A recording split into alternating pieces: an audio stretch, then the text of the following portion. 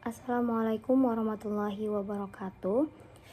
Izinkan saya memperkenalkan diri kembali. Nama saya Nur Elvina dengan NIM 2210911220073. Untuk memenuhi tugas PAT kardiovaskular 2025 untuk matkul anatomi, pada video 2 ini berbeda dengan video pertama yang saya menjelaskan anatomi jantung. Pada video kali ini saya akan menjelaskan mengenai anatomi pembuluh darah. Baik, mungkin pertama-tama sebelum masuk ke anatomi pembuluh darah, saya akan masuk dulu ke bagaimana sistem peredaran darah secara umum. Baik, pertama-tama darah yang penuh dengan oksigen itu dari paru-paru akan masuk ke dalam jantung. Kemudian darah yang penuh dengan oksigen itu akan dipompa oleh jantung menuju ke atas untuk menuju head and upper limbs atau bagian anggota gerak atas. Kemudian yang ke bawah akan ke digestive tract. Kemudian akan ke kidney atau ke ginjal. Kemudian juga akan ke bagian lower limbs atau anggota gerak yang bawah. Kemudian dari anggota gerak bawah, dari ginjal, dan dari digestive tract itu akan kembali menuju jantung.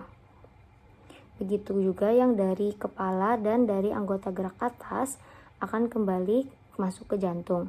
Kemudian darah dari seluruh tubuh yang mengandung karbon dioksida tadi akan dipompa melalui vena pulmonari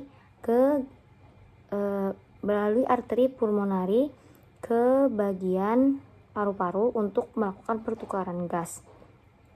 Sehingga pada paru-paru, pada peredaran darah kecil atau peredaran darah pada paru-paru itu terdapat fungsi yang berbeda antara arteri dan venanya. Kalau untuk di paru itu venanya justru merupakan arah balik ke jantung yang membawa oksigen. Sedangkan untuk arterinya itu adalah yang membawa karbon dioksida dari jantung ke paru. Baik, kemudian selanjutnya terdiri dari apa saja bagian yang menyusun dari si pembuluh darah. Pertama di sini ada vasa vasorum. Ini. Kemudian ada nervus. Kemudian yang dari yang paling dalam itu ada endotelium. Ini. Kemudian ada basement membran. Ini adalah basement membran. Kemudian selanjutnya ada lamina propria. Ini terdiri dari otot polos dan connective tissue. Kemudian di sini ada internal elastic membran di atas si lamina propria. Struktur-struktur tadi tergabung menjadi tunika intima. Kemudian selanjutnya ada tunika yang disebut dengan tunika media. Tunika media ini terdiri dari otot polos, smooth muscle, kemudian elastic membran yang bagian eksternal. Jadi kalau pada tunika intima itu dia elastic membran yang internal, kemudian pada tunika media itu adalah elastic membran yang eksternal. Kemudian yang terakhir ada tunika adventitia yang merupakan bagian paling luar dari pembuluh darah. Kemudian pembuluh darah itu terdapat 3 tipe, yang fungsi juga strukturnya memiliki ciri khas masing-masing. Yang pertama itu vena. Dia bertugas membawa darah dari kapiler di seluruh tubuh menuju ke jantung, kecuali vena pulmonari. Yang mana sih vena pulmonar ini dia berfungsinya untuk membawa darah penuh dengan oksigen dari paru ke jantung. Nah, untuk struktur ciri khas dari vena sendiri itu dindingnya lebih tipis. Kemudian dia di sepanjang pembuluhnya itu banyak katup. Fungsi si katup ini adalah mencegah darahnya untuk kembali ke tubuh dan justru malah tidak sampai ke jantung begitu. Sedangkan pada arteri dia bertugas membawa darah dari jantung ke seluruh tubuh, kecuali untuk arteri yang pulmonar. Yang mana sih arteri pulmonaris ini dia berfungsi untuk membawa darah yang mengandung CO2 tadi dari jantung ke paru. Kemudian si arteri ini dia punya dinding yang tebal. Kenapa dindingnya tebal? Itu berfungsi untuk menahan tekanan dari darah karena pompaan si jantung begitu. Kemudian selanjutnya ada kapiler. Kapiler sendiri ini adalah struktur pembuluh darah yang berfungsi untuk pertukaran materi oksigen dan karbon dioksida dari pembuluh darah dan jaringan. Biasanya ukurannya kecil, bahkan mikroskopis, dan tersusun hanya dari satu lapis endotelium. Kemudian selanjutnya ini adalah gambar apabila dinding arteri dan vena itu dibandingkan. Yang di sebelah sini adalah vena, di sebelah sini adalah arteri. Jadi untuk di arteri sendiri itu bisa dilihat tunika medianya lebih tebal dibandingkan dengan vena. Kemudian di sini juga kita bisa melihat dindingnya arteri itu lebih tebal daripada si vena begitu.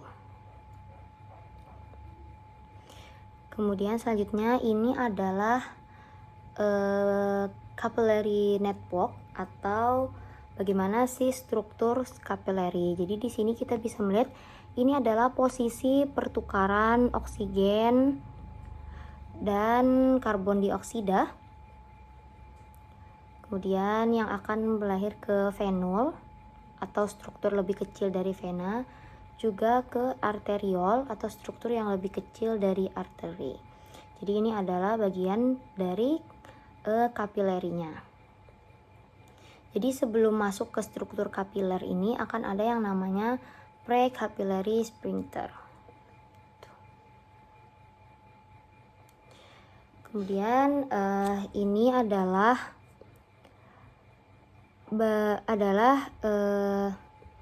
vena-vena dan juga arteri-arteri yang ada di tubuh kita secara garis besarnya.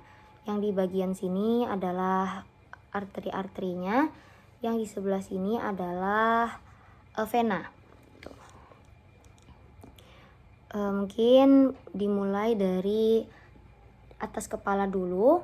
Di sini ada anterior cerebral artery di bagian sini. Kemudian ada middle cerebral artery yang melintang. Kemudian ada posterior cerebral artery di bagian sini. Kemudian ada external carotid artery atau arteri karotis yang eksternal sebelah sini, dia akan mengalir sampai bawah. Kemudian ada internal carotid artery yang di sebelah sini. Kemudian selanjutnya ada vertebral artery sebelah sini, ini vertebral artery. Kemudian ini adalah common carotid artery sini. Jadi dia persambungan dari eksternal dan internal arteri karotis. Kemudian di sini ada brachiocephalic trunk yang ini. Kemudian selanjutnya di sebelahnya ini ada arteri subclavian. Kemudian selanjutnya ada aortic arch ini yang langsung menuju jantung. Kemudian ini ada arteri axillaris. Kemudian selanjutnya ada ascending aorta. Disebut ascending aorta karena arahnya naik. Kemudian selanjutnya ada descending aorta. Disebut descending aorta karena arahnya turun. Kemudian di sebelah sini ada deep brachial artery. Kemudian di sebelah sini ada celiac trunk. Kemudian di sini ada common hepatic artery yang akan masuk ke hepar. Kemudian ada arteri splenic yang ini.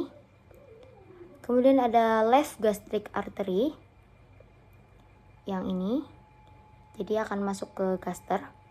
Kemudian ada superior mesenteric artery ini. Kemudian renal artery, yakni arteri yang mengarah ke renal. Kemudian ada inferior mesenteric artery yang ini. Kemudian ada testicular artery. Ini testicular artery. Kemudian di bagian sebelah sini ada radial artery. Kemudian ini adalah interosseous artery. Sedangkan yang ini adalah ulnar artery. Kemudian yang ini adalah common iliac artery. Kemudian yang ini adalah internal iliac artery. Kemudian di bagian sini, di sini bisa kita temukan palmar carpal arch yang ini. Kemudian dorsal carpal arch ini. Kemudian deep palmar yang ini. Dan superficial palmar. Dan juga digital artery yang ada pada jari-jari. Kemudian pada anggota gerak bawah di sini ada femoral circumflex artery. Kemudian ini adalah external iliac artery.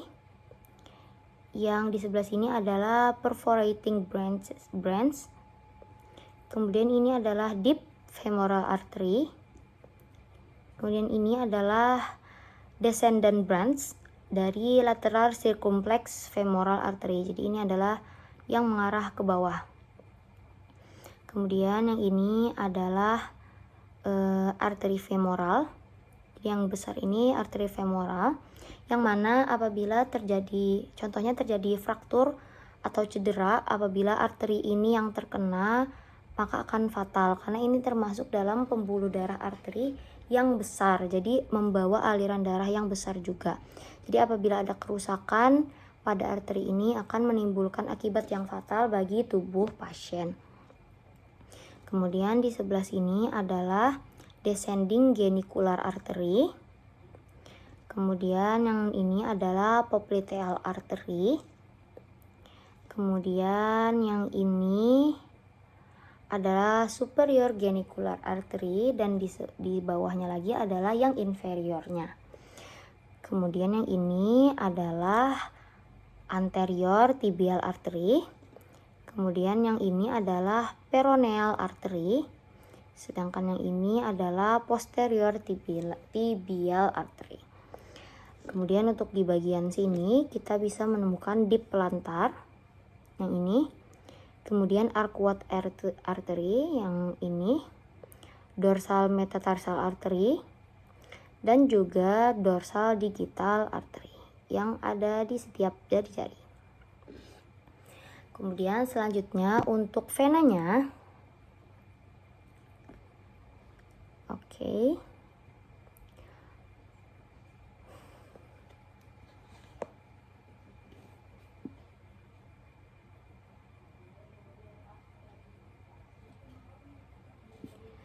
Oke, untuk venanya itu dimulai dari intracranial veins yang ini. Kemudian di sini ada internal jugular vein yang ini. Kemudian ada external jugular vein yang di bagian luar sini. Kemudian ada inferior thyroid vein yang ini menuju ke tiroid. Kemudian ada left brachiocephalic vein yang ini. Kemudian ada superior vena cava di bagian sini. Kemudian ada vena subclavian. Ini adalah vena subclavian. Kemudian ada vena azygos. Kemudian ada internal thoracic vein.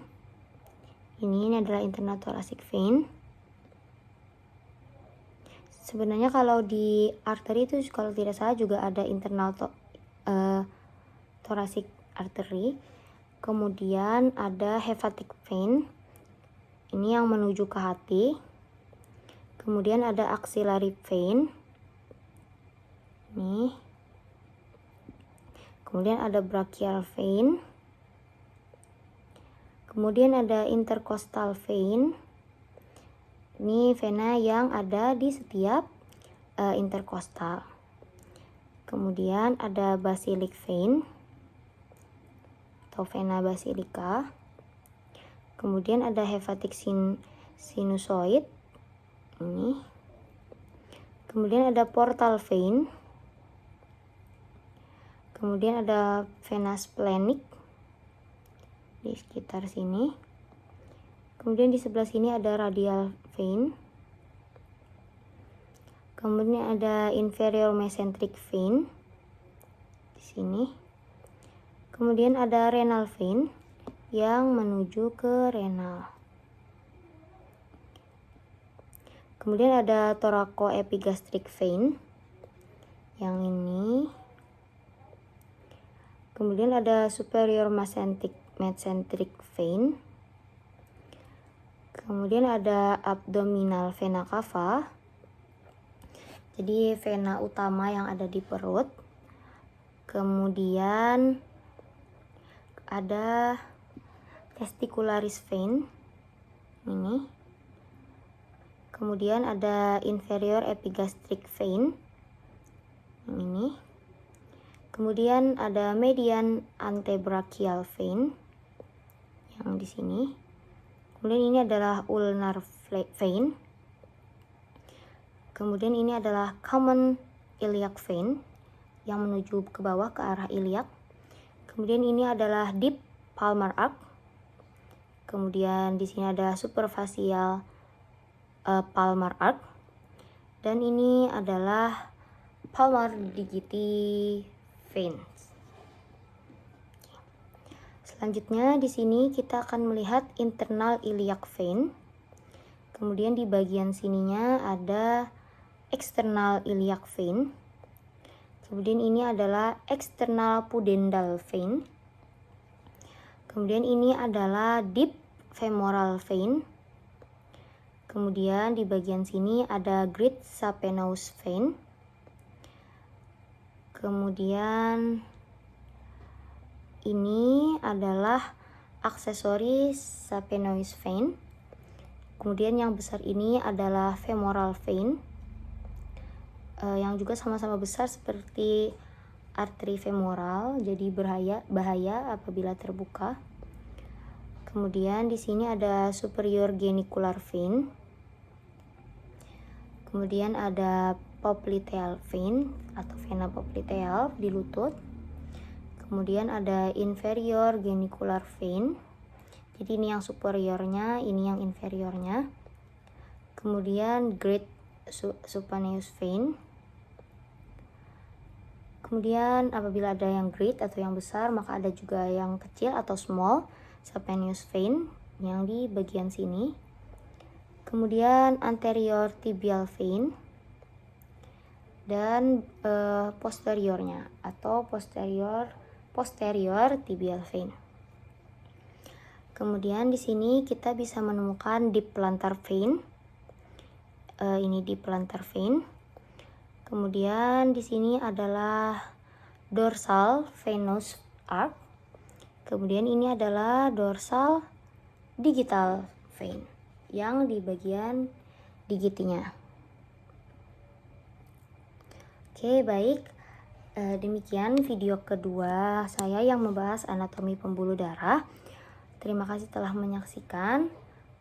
Mohon maaf apabila terdapat salah kata baik pada video pertama maupun video kedua. Sekian, terima kasih. Wassalamualaikum warahmatullahi wabarakatuh.